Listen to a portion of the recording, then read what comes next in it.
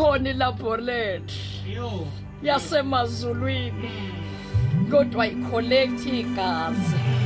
Yabona kunalento ukuthi wayisimaka esibhedlela collectwa igazi, emazulwini collectwa inyembezi.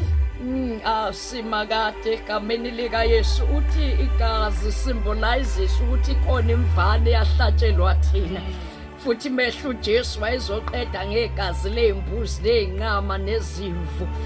Kodwa uma ngabe udokotela efuna isifo segazini akayenyembezini, kodwa uya egazini kumuntu adrowe lona, noma ngabe isifo sicashe kangakanani abantu baselaboratory bazosifuna baze basithole, ngoba isifo sicasha egazini bese bebuya nezimpendulo ukuthi kwenziwe njani.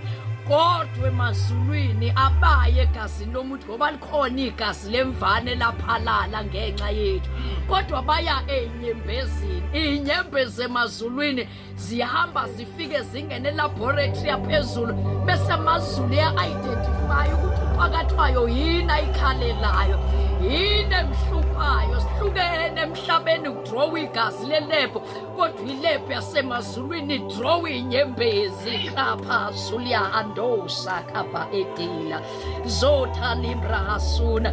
NoSamson esegundiwe ekhanda lakhe, wabanjwa umfana omncane between amaphilasi wakhala, wathi inkosi ake ungikhumbule kube kanye ngenxa yamagodami. Zarekhodwa inyembezi namokha siliyadaba lebebosika.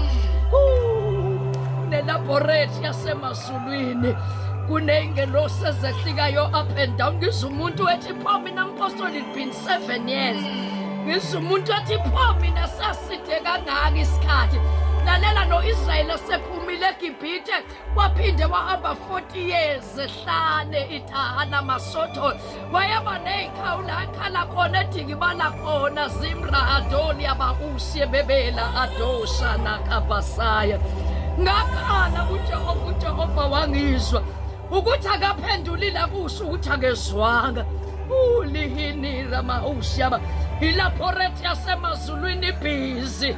Ukhepebezika babalia unababosi embebenda. Nalela zirekhodiwe.